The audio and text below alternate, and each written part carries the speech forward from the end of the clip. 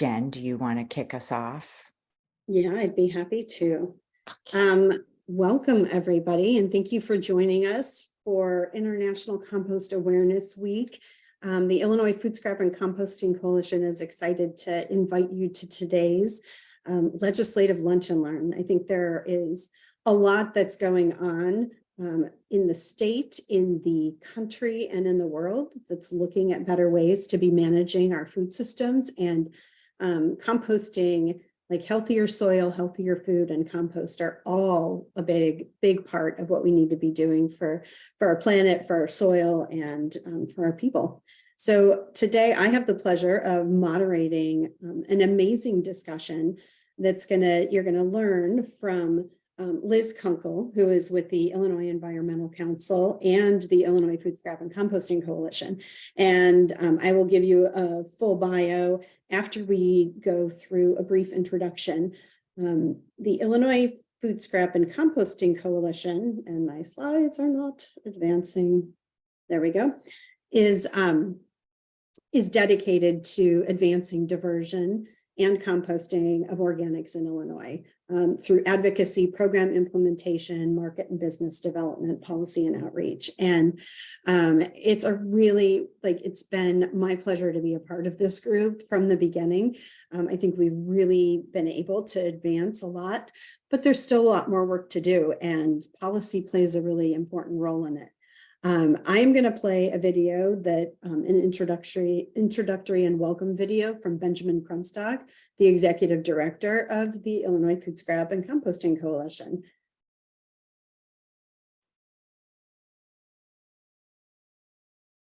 Hello, it is my privilege to welcome you to this celebration of International Compost Awareness Week.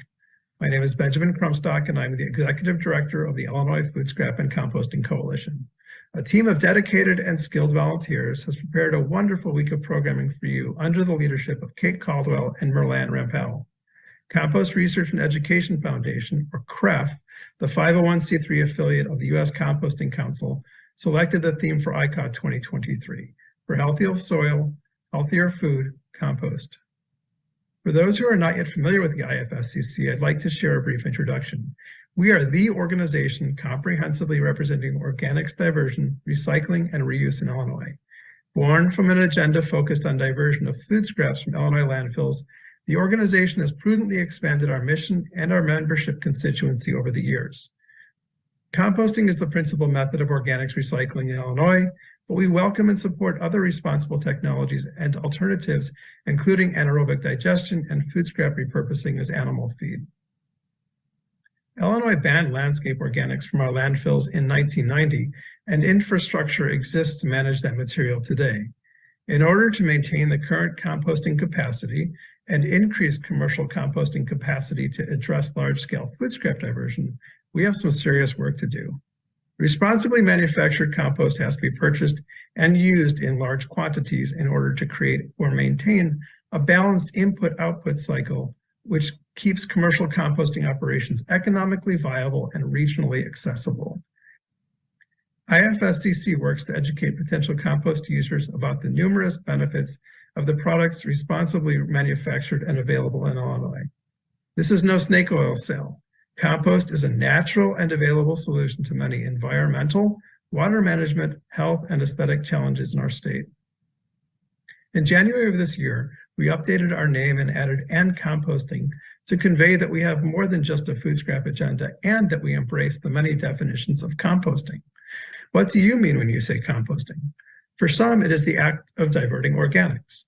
I am composting my food scraps and place them in a bin for collection and diversion from the landfill. For others, it is the active process of composting. I compost in my backyard and use the material in my garden. Or I am a commercial composter, processing organics and manufacturing tons of compost each year while creating jobs.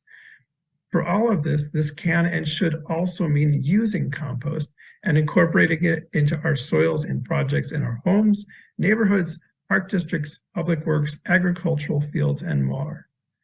We as residents and citizens win with diversion and win again when responsibly manufactured compost is used.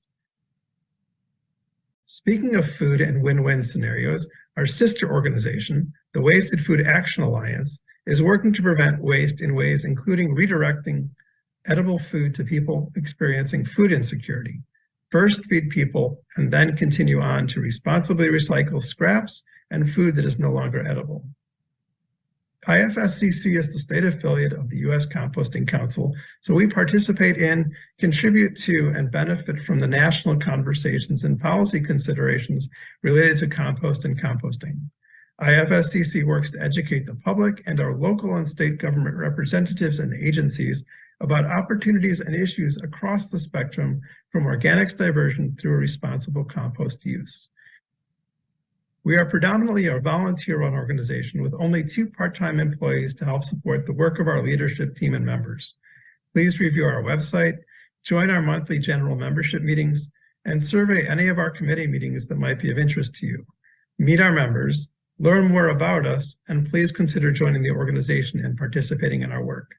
If you would like any additional information, please contact me by email or phone, our administrator via email, or any member you know who can answer questions.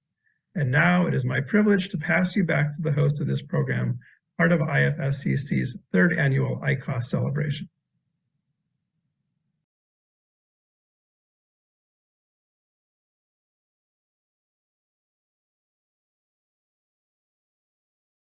Hello.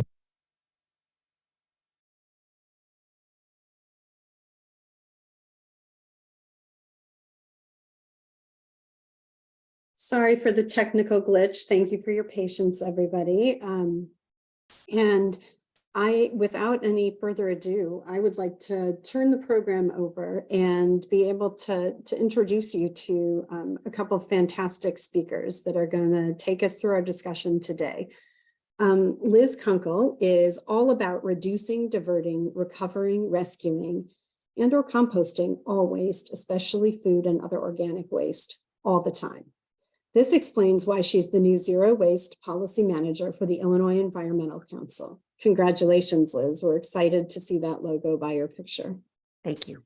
She also is the founder and president of Go Green Winnetka, a grassroots environmental nonprofit and an environmental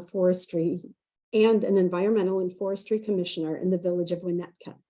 Within IFSCC, she's a board member, co-chair of the IFSCC Policy Committee, and an active member of the Communications, Education, and International Compost Awareness Week committees.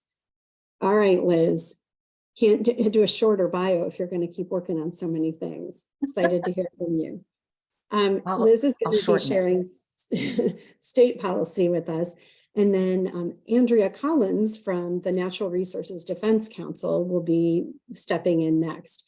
I'm going to suggest, because there's some connection between the state and the federal policy, that we're going to make it through both of them speaking. If you have questions that come up during their presentations, feel free to put it in the chat and we'll bring those back in at the end. So I will go ahead and introduce Andrea as well. Andrea Collins focuses on making our food system more efficient, sustainable, and equitable. She's helping to create strategies that can be implemented at various stages throughout the supply chain, including on farms, within cities, and by companies. Previously, she worked with NRDC's Health and Environment team to eliminate the misuse of antibiotics in livestock, address toxic chemicals in everyday consumer products, and limit exposure to pesticides. She holds a bachelor's degree in Peace and Conflict Studies from the University of California, Berkeley, and is based in NRDC's San Francisco office. So thank you, Liz. Thank you, Andrea, for joining us. And I will turn it over to you, Liz.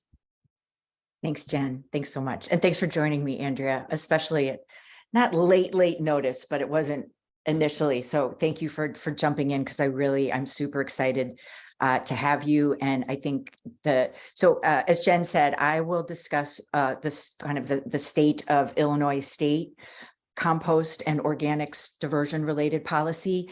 And then Andrea will talk a little bit about federal level policy, as well as our NRDC initiatives related both to composting and, in full disclosure, to food waste. Even though that is technically outside the scope of the IFSCC, we all know it's important to reduce that waste to begin with, and we can't just talk about composting without reducing the consumption and waste on the front end. So That will be mentioned briefly, and then we'll circle back and talk about how any ideas anybody on the call and people you know might have that could be useful as policy can potentially get turned into policy, and how your ideas can get turned into actions.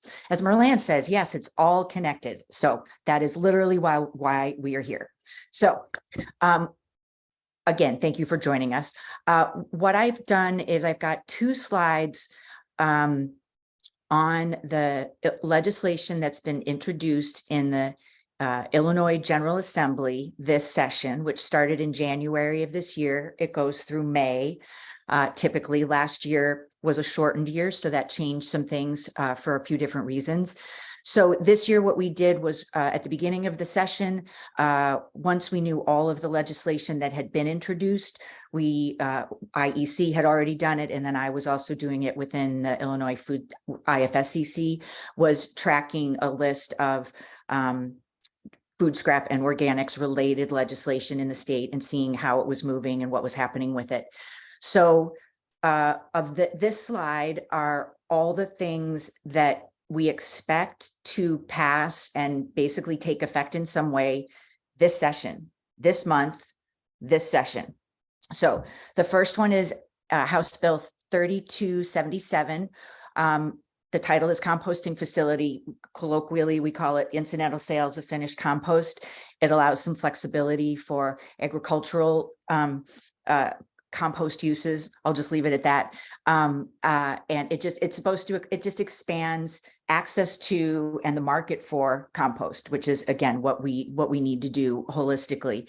So that bill, it was just up for consideration on Monday, and it's expected to pass. That's the top news of the day. It's not even updated on the website, but it's expected to pass as is within the next week or so. Our session ends next Friday, the 19th of May. So that's great news. As people within IFSCC know, this is a bill that's been worked on over a number of years and a number of sessions with a lot of different input and work to get amendments in there and make sure it made sense. And while it helps the market, doesn't hurt other people in the market. And we're really excited that it's moving through. So the next one to talk about is Senate Bill 1555, titled the Packaging and Paper Stewardship Bill. It's basically a bill that was introduced to create an extended producer responsibility program and make producers of various products responsible for the management at the end life of those products. And through lots of discussions and amendments this session, it looks like that bill did pass the Senate, and it is in the House.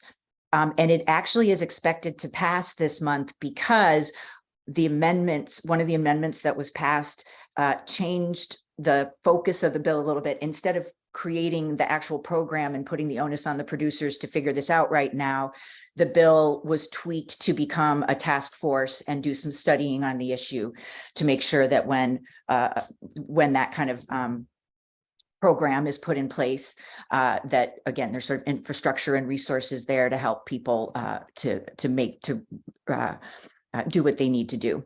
So the reason I wrote action alert with that bill is because it potentially will be heard in the House committee. I think it's Energy and Environment, but next week. So there may be an opportunity to submit witness slips in support of this bill. And if that happens, you can trust, we'll let you know. So keep an eye out for that one. That is one that we might be able to help push across the finish line.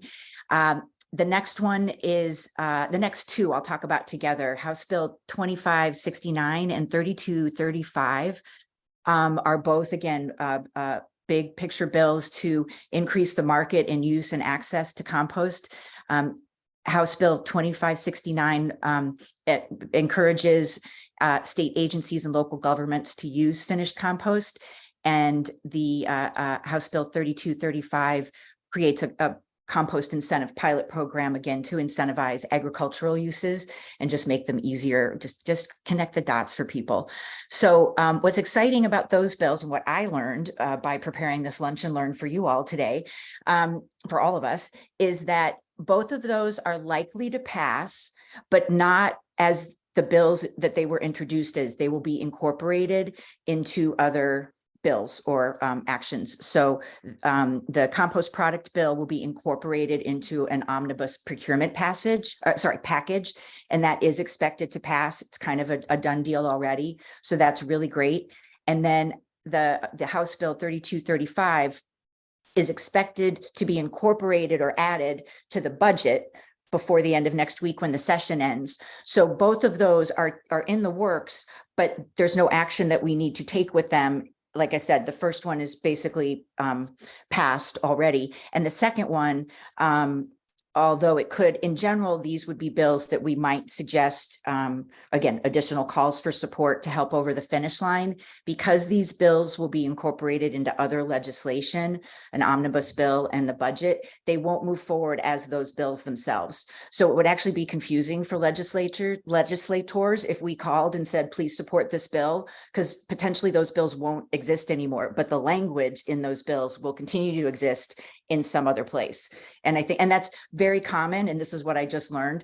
And it's understandable. Again, if you paid attention, or if you're aware of it, you kind of learn, it happens a lot late in session that this happens because basically legislators are trying to reduce the number of bills being considered, reduce the number of votes that have to be taken, the time that has to be taken to work through everything.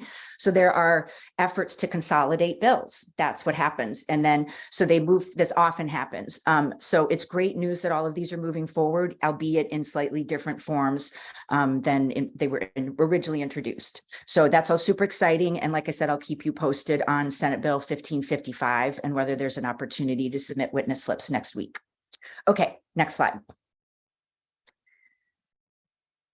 And then these are another set of bills that were all introduced and are still moving forward, but won't pass this session. And so I'll touch on those a little bit more quickly. The Senate Bill 2155 is actually, I think, one of the most exciting ones. It relates to methane emissions. It's modeled after a bill, I believe, that was introduced. I don't know whether it passed, but was at least introduced in Washington State. And what it does is puts a cap on methane emissions, but gives operators and individuals the choice of how to reach those targets themselves. And so removing organics from landfill is one obvious way to do it, but it's without putting an actual ban in place that some people might resist, or it can be tricky for other reasons. So it was really excited that that bill was introduced. We didn't expect it to pass this session, but we wanted to get the discussion started, and that's what's happening. So that bill just got introduced, and then we'll follow up on that next session. It will be, I expect it to be reintroduced in 2024, and we'll have ongoing discussions about, again, how to move that effort forward. And then the next three bills, 1370, all House bills, 1370, 3158, and 3627 were all introduced in the House, passed in the House. The last one relating to Soil Health Week passed almost unanimously, just one vote shy of unanimous support in the House. And then all of those did move into the Senate, but won't move out of the Senate this session for various reasons. Technically, I think, sorry, for various reasons, sorry. House Bill 1370 relating to large event recycling and composting. The composting was an amendment that got added, so that's wonderful. The reason it's not moving forward this session is, I believe, because of a technicality, because of a misunderstanding about the language and who it applies to. So we hope that that bill will move forward next session. And then natural organic reduction or human composting, again, positive momentum, lots of co-sponsors, lots of discussion around it, just not moving out, not going to pass the Senate this session, but it definitely will be reintroduced, and we'll follow up about that next time. And then the Soil Health Week, and this is a good segue, that the next slides talk about Compost Awareness Week in Illinois. The Soil Health Week bill passed unanimously, like I said, sans one vote in the House, and then got hung up in the Senate because the Senate doesn't want to make any permanent changes to the commemorative state dates calendar. And so they've just been reluctant to make permanent changes. So the Soil Health Week bill did pass, so it relates to this this year's celebration of Soil Health Week, which was back in March. But it will have to be reintroduced next year to have effect in 2024. So, but still, all of those are still in the works. Nothing's dead in the water. Another bite at the apple next year. So stay tuned. Okay, next slide.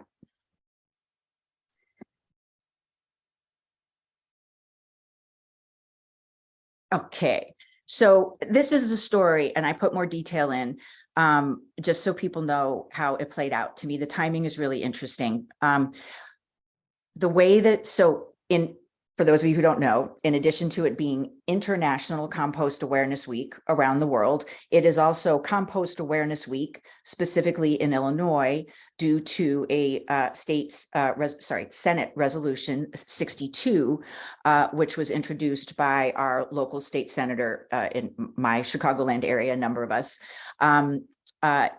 State Senator Fine, and she introduced this resolution earlier this year that was adopted in the state Senate. But the way it came about was through my attendance at a USCC meeting, US Composting Council meeting 2 or so years ago, 2021. And I just heard somebody say that that the state of California had passed a Compost Awareness Week resolution the prior year. And it just mirrored the language of the International Compost Awareness Week theme and the dates, and just, you know, whereas composting is helpful for all the reasons we're talking about. And so these resolutions are great ways to get ideas introduced and initiated potentially as policy, because the resolutions, they don't require as many steps to get passed, or frankly as much buy-in. It only needs to be adopted in the House in which it was introduced. It doesn't need to go to a second chamber or be signed by the governor. And they're typically educational, aspirational somewhat. So they're easy for people to look to, but not feel burdened, and it's not telling anybody to do thing. It's just kind of raising up the idea. So I asked our state senator Fine if she would consider, if she thought it was possible, if we could do something like that in Illinois. And she said, great idea. Let's see what we can do. And without talking to me much more, she introduced it a couple months later.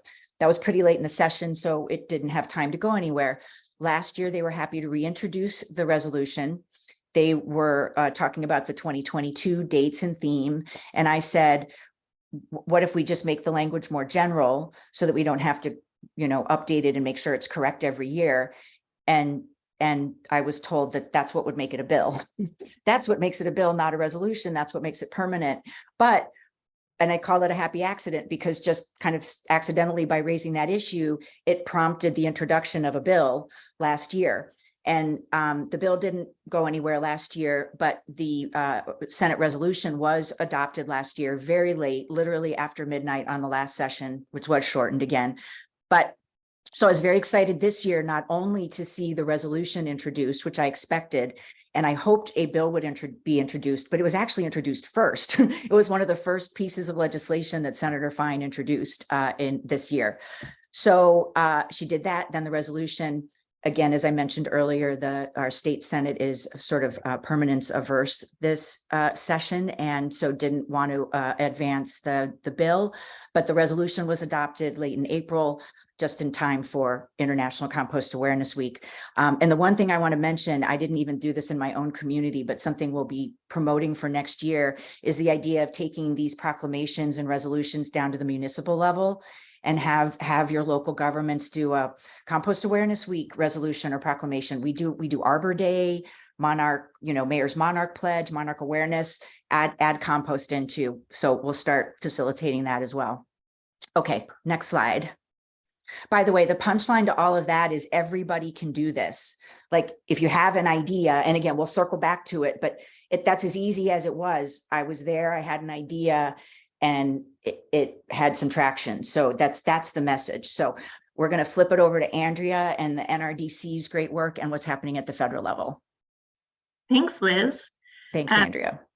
My name is Andrea Collins, and I work on food waste advocacy at NRDC, which is an international environmental nonprofit whose mission is to safeguard the earth, its people, plants, animals, and the natural systems on which all life depends.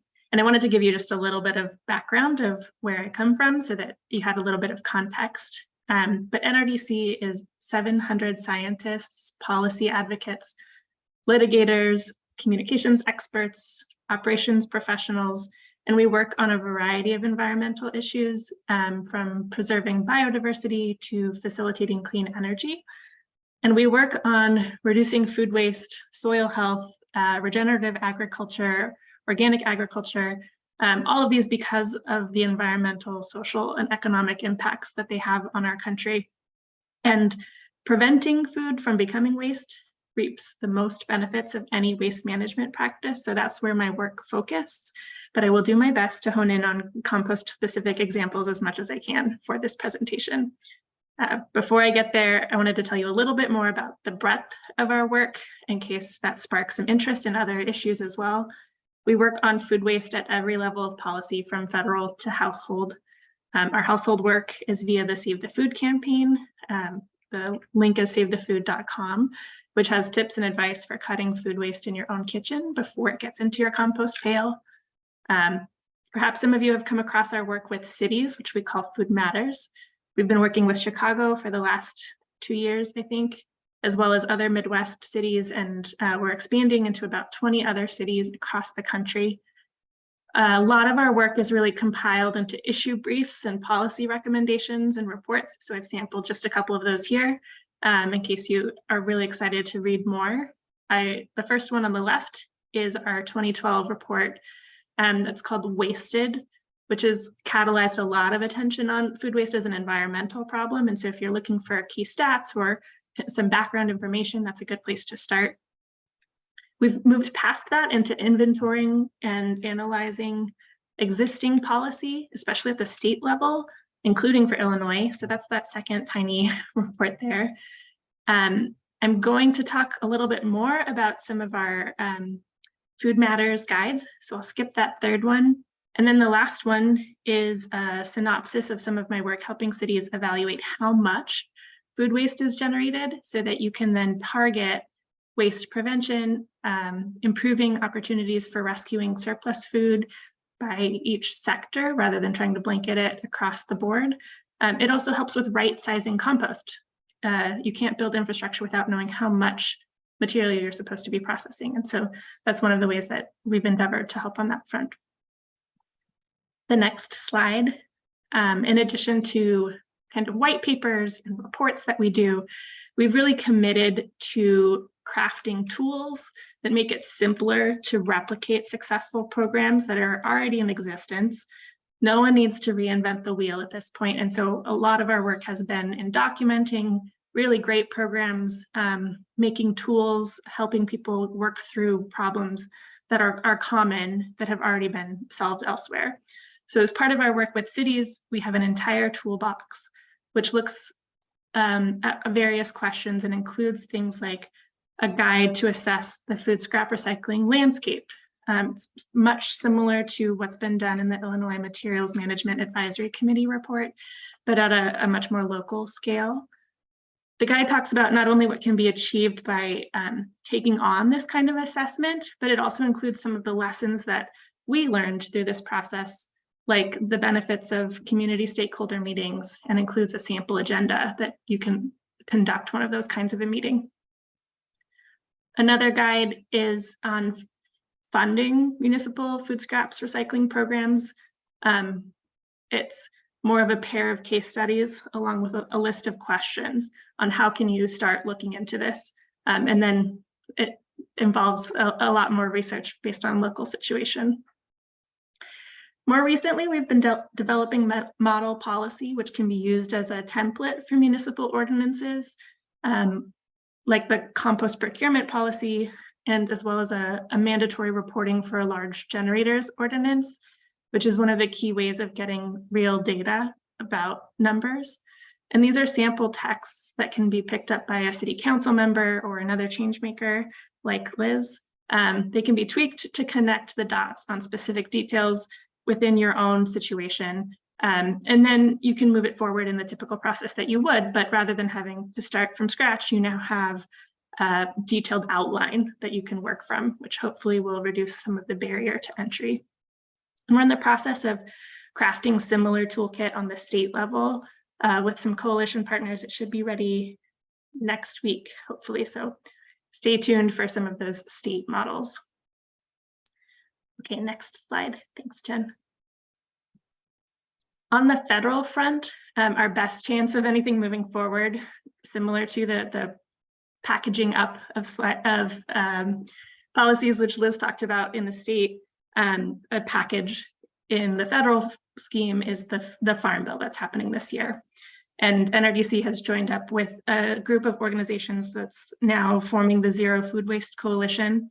And we've laid out these 4 high-level priorities for food waste in the Farm Bill, and many of them touch on compost. The first one is to build out a food loss and waste office to conduct and kind of organize a lot of the work that USDA does around composting food loss and food waste. One of their tasks would be to expand on the community compost and food waste reduction grants, which have been a part of the 2018 Farm Bill and have been really successful to date. We're also asking for increasing funding for both recycling infrastructure as well as planning for that infrastructure, which is a key piece that often gets left behind if there's not funding to be able to do it. There's always a need for more research, and especially in our field for data reporting. And then this last bullet is not compost specific, but because it's one of the leading contributors to food waste, we see a need to really end consumer confusion around so-called expiration dates, which are currently not federally regulated and are leading to really a lot of good food going to waste. Probably 10% of food waste is because of confusion around date labels. Okay, on the next slide, I've tried to tee up some of the bills similar to the way Liz did it. And many of the priorities that I just talked about are already captured in federal bills, which have been introduced to Congress already. We call these marker bills, so apologies if I jump back into that jargon. Some of these have a pathway forward through the Farm Bill, like the first one, the Compost Act, which designates composting as a recognized conservation practice under USDA, and it requires grants and loans for food waste composting. It has a companion bill, the Zero Food Waste Act, which funds the planning aspect that's much needed. I'm less certain that the Zero Food Waste Act would be able to make it into the Farm Bill because it is directed towards EPA rather than USDA. So there's technical concerns around being able to move forward, but I see that as one of the critical needs, and we're looking for ways to help make a pathway forward for it.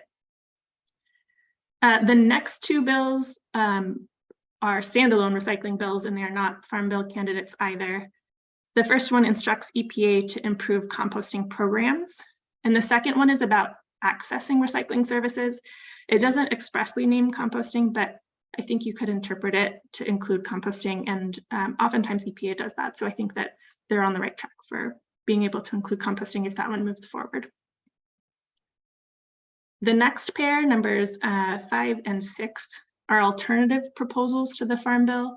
They're giant, all-inclusive platforms which have various components that we've talked about so far, including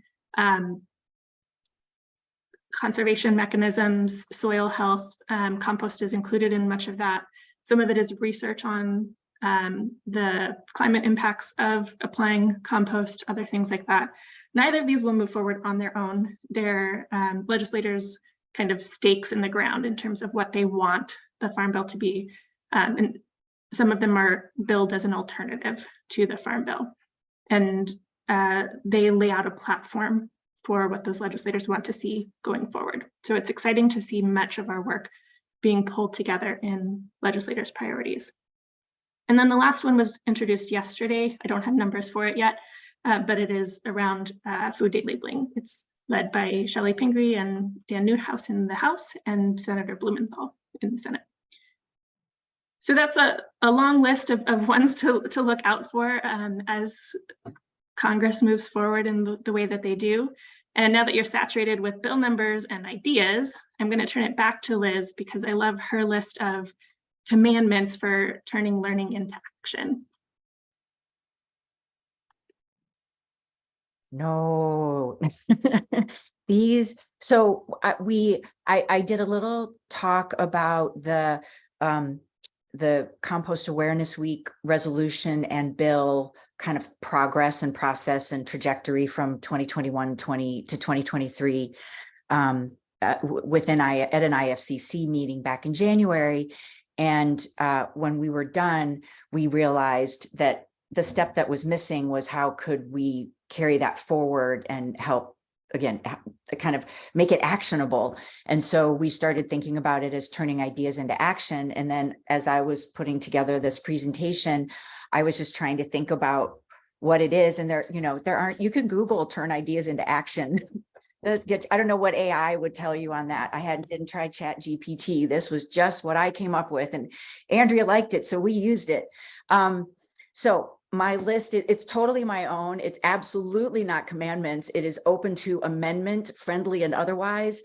Honestly, if you have ideas, I welcome them, because this is I think what we can do to help, again, move things across the finish line. It just hopefully connects the dots for everybody. So my first thought was just to be open-minded, be open to practices outside of where you are in other places. Obviously, I believe I'm preaching to the choir a little bit on this, but in general, it just means keeping your eyes open and your senses open, kind of literally and figuratively, to what works maybe at a different level of government. What can you extrapolate, or what can you adjust?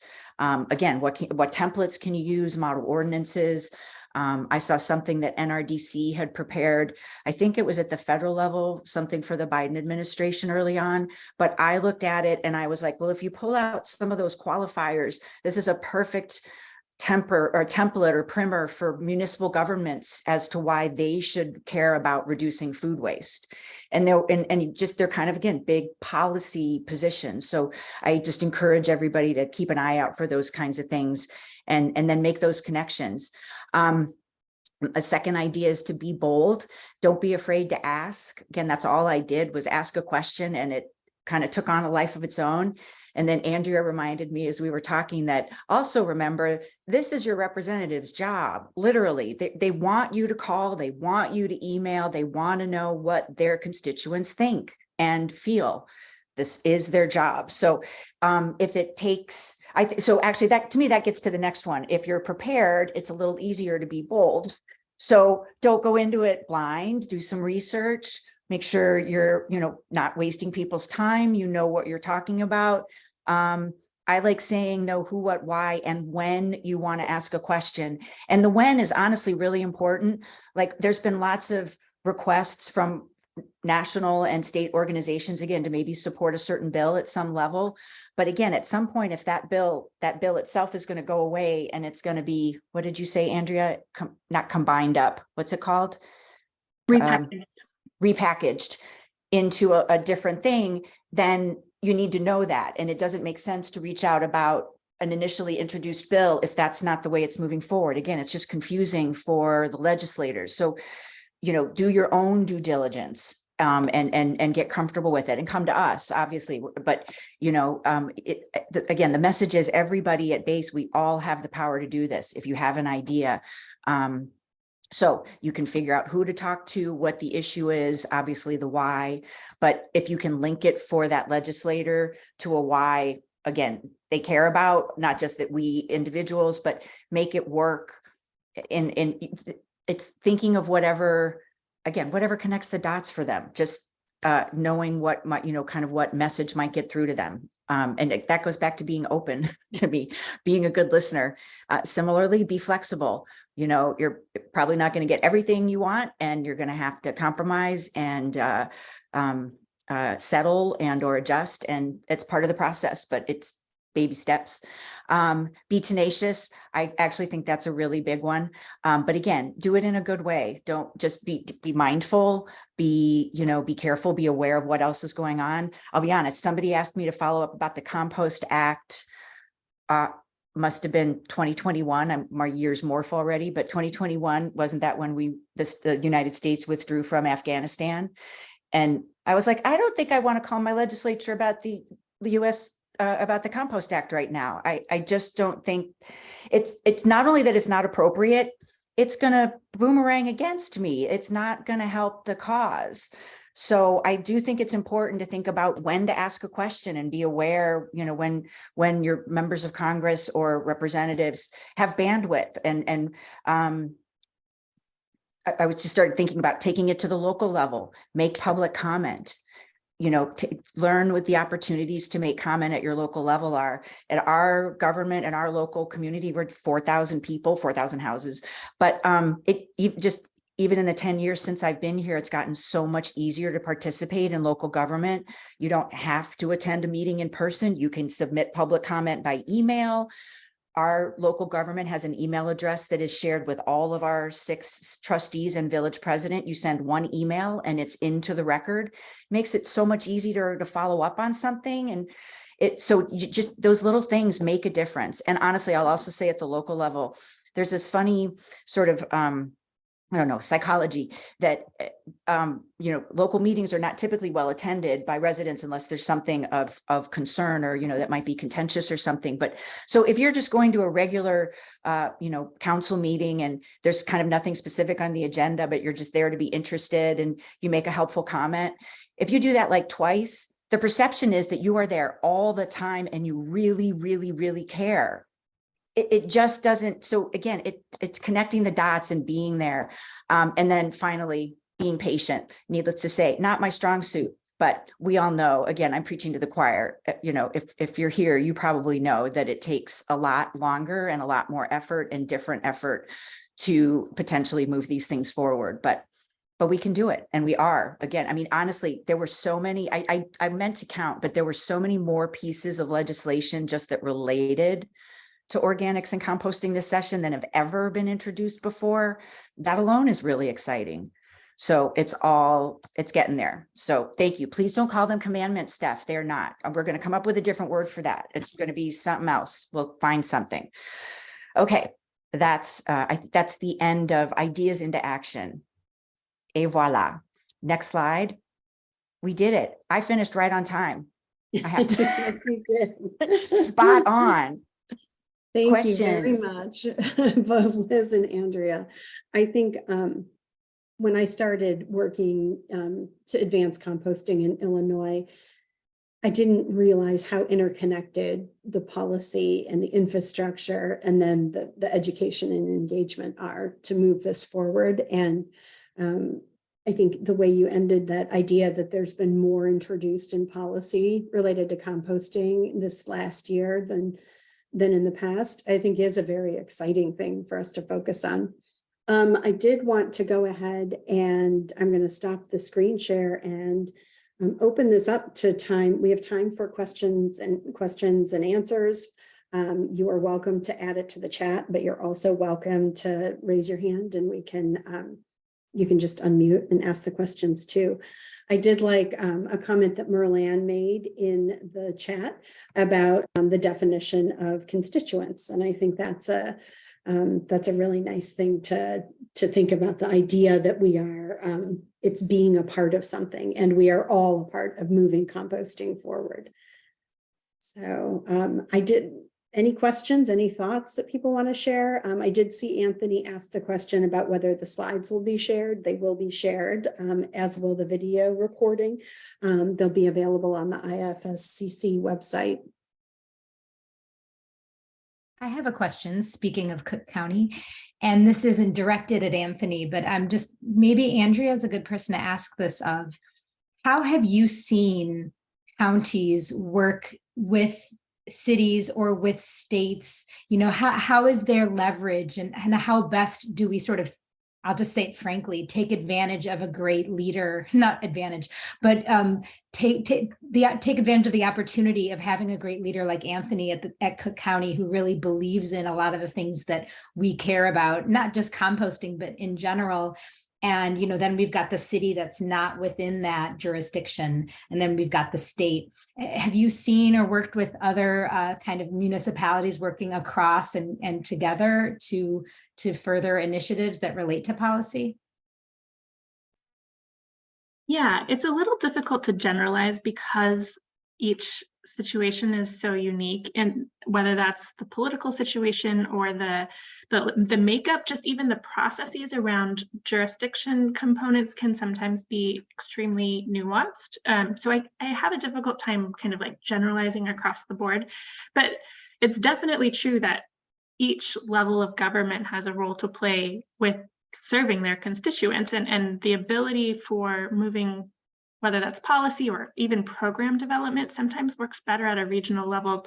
None of these actual issues are confined by the arbitrary borders that we have put around, whether those are our city boundaries or even our national. So much of our food supply chain is international, and a lot of these issues are global in nature. And so I think that it is difficult to try to say only one actor is responsible for moving this forward. And those interactions where they exist that are positive between, whether that's regional waste authorities having grants that they can give to smaller community groups, or whether that's other instances of the interplay between the city and the county that work really strongly, are always instances where the issue's moving faster and better than places where there's at odds, or each group thinks that they're only responsible for their own jurisdiction. And so there's lots of opportunities for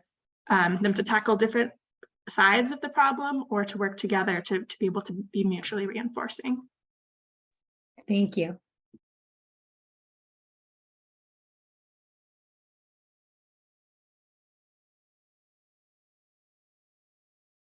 So how many of you on the line have worked on policy at the state or federal level? I know Liz mentioned sort of falling into it with a proclamation and learning the difference between proclamation and a policy, but do others of you have any of this practice here in Illinois?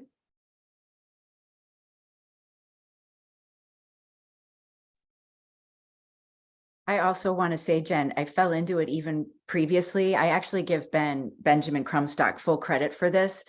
When the IFSCC was regenerating and reconstituting its various committees that work on these different aspects of diversion and composting, he asked me if I knew anybody through the Go Green Illinois Community Network, of whether anybody might have, some policy interest or experience to just kind of help with the committee in general.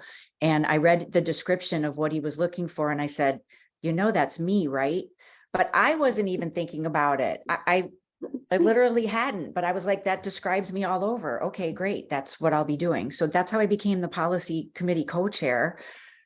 And obviously it led to all of this, but yeah. So again, my point there, people, is you may not think you are a policy person, but you may be. You may not even know it. I didn't know it. So. Oh, thanks for adding the sign in. Yeah, I went ahead and put everybody's names in there while you guys were presenting, since I was going to drop it in at the end. But if you've got contact information, or if I've misspelled your name, feel free to correct it. Thanks. And I have a question for the group. Honestly, without no promises, obviously, but what policy do you think we need around food scraps or composting? What would you like to see? What can we look to introduce next year, or add in or amend? Oh, thank you. Benjamin asked, what determines if a bill that hasn't gone through now might return in the fall veto session in Illinois? So as far as I know, the session in Illinois, the regular session is typically about 4 months, January to May, sorry. Again, last year it was shortened for a number of different reasons, some COVID related. I don't know if there have otherwise been scheduling changes to the session, but typically January to May. And then in the fall, there's like a 2-week veto session.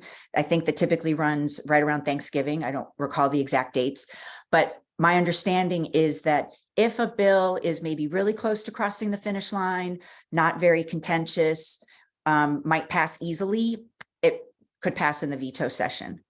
And then at the end of next year, beginning of 2025, before the legislature changes over again, there will be a separate lame duck session at the beginning of January, right before the next legislature takes place. So that's kind of a last ditch effort to get things across the finish line.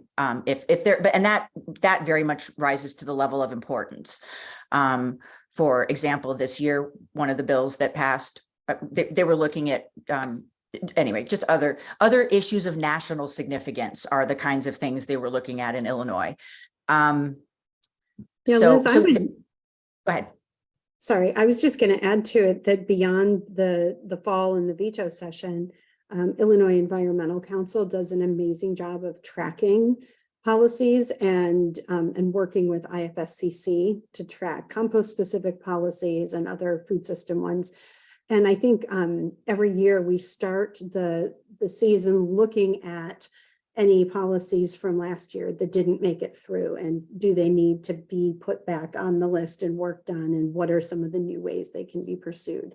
And I found that really an interesting discussion, because sometimes you learn more from a bill that doesn't make it through to, about who else you need to be talking to and what else you need to do. You do have some questions coming in the chat, a question from Ryan Harrison about whether there are any grants available to encourage restaurants and other businesses to start composting at their facilities. And That is I'm assuming, Liz, let's talk state level first. And the answer is, I don't know yet. A lot of grants and funding are still kind of trickling down. And so I'm not aware of any right now that specifically help restaurants, but they may still be coming, and will again be working to connect the dots and promote those as they are available. I very much want to work with restaurants and businesses to do that. So I have been keeping an eye out. So nothing that I know of, but there may be something soon, hopefully. Okay, Andrea? we also have a question. Thank you, Liz. And Andrea, if you want to jump in, I do think in terms of specific grants to restaurants and other businesses, I don't know that there are any on the federal level, that most of those the federal funding is coming down to the state level, and then the state is helping to disperse it. Okay. And may I also say one other thing? As far as I can tell, usually the grants are available to government entities or nonprofits, not for-profit entities. I mean, a lot of times, and what I'm seeing from the federal grants. And so it's kind of thinking about how to me, it's like how to create a program that can help how can help like NRDC is doing the toolkits, and how do you create something that businesses and restaurants across the board can use, that a nonprofit or government unit can help facilitate, becomes more systemic that way. So it'll also be keeping an eye out for nonprofits that you can partner with, or government agencies that might be interested. If your local community has a sustainability coordinator, start with them. And if they don't have one, get one. We only have a few minutes left, and a couple of really great comments that I want to highlight, because you asked the question about what other kinds of policy might we want to be looking at in Illinois. And I think the comment about looking at requirements for large events and entities like hospitals that generate a lot of food waste being required to compost. That's one thing that was brought up in the chat, as was the other one, needing to help support haulers, making sure that food scraps can and will be hauled with yard waste, but understanding that Illinois right now is challenged in not having sufficient compost processing facilities that can take food scraps and process those. And so I think those are two really interesting things to think about in terms of moving policy forward. And I really like, in the comment that came from Anthony, that idea that we are actually building infrastructure. Like, we are finding more places that can take food scraps. And so maybe now is the time to start thinking about these things. I'm going to jump in really quick there, Jen. I actually messaged Benjamin about this directly. I lucked into sitting in on the state level task force that Governor Pritzker put together a couple of years ago called the Materials Management Advisory Committee.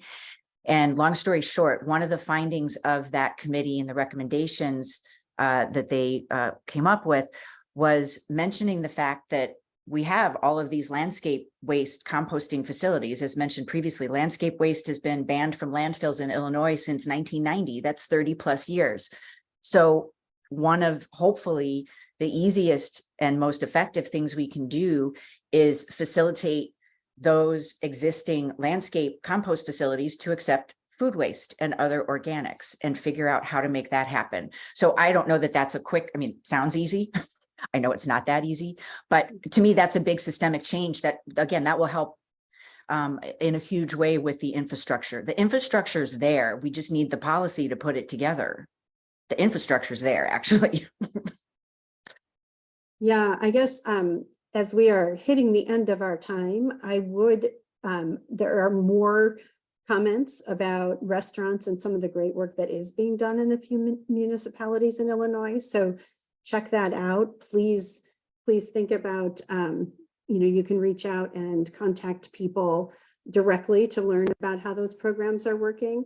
But I would like to have you think a little bit about how you can be a part of future conversations. Andrea mentioned Food Matters Chicago, and there are conversations going on about what's happening in the city. Anthony mentioned questions and comments about Cook County. And then we, as the Illinois Food Scrap and Composting Coalition, are always having these conversations. Please consider joining the work that we do on a monthly basis, on a regular basis. If you've got more questions, we are happy to connect. And I would be remiss if I didn't say a thank you to all of our IFSCC sustaining members. And these are the groups that help to support the work we're doing. And you'll see, as you look at these, many of these logos are of businesses and organizations that are doing this work too. So really being invested, and you can see that there are haulers on here and compost processors. I think the IFSCC brings a really strong voice to this conversation. You can visit our website and learn more about the work we're doing. We have a blog, we have social media, other ways that you can connect. And for those of you asking about restaurants, the We Compost program of the IFSCC is a free recognition program for restaurants and businesses and municipalities that are doing food scrap composting. So check that out as well. And I think I will go ahead and just remind you that we are in the middle of International Compost Awareness Week, and we have a couple more events coming up. You are welcome to join us. There are library programs, compost, bring your own container events still happening today. Tomorrow evening, we have the International Cafe, which is a virtual world tour of composting and learning about how different countries and different across all of the continents except Antarctica are working on composting. And I think that's exciting. And then on Friday, we have an Appy Hour that is being hosted at the University of Illinois at Chicago. And Appy Hour, Appy is for apps that we're going to be having, but we're coming together and being able to see each other in person and continue these conversations. So please do join us and continue the conversations. And thank you so much for your time today, and happy International Compost Awareness Week. Thank you. And I put the link for the Appy Hour to register in the chat just now. So thank you everybody for joining and continuing the conversation. We'll see you soon.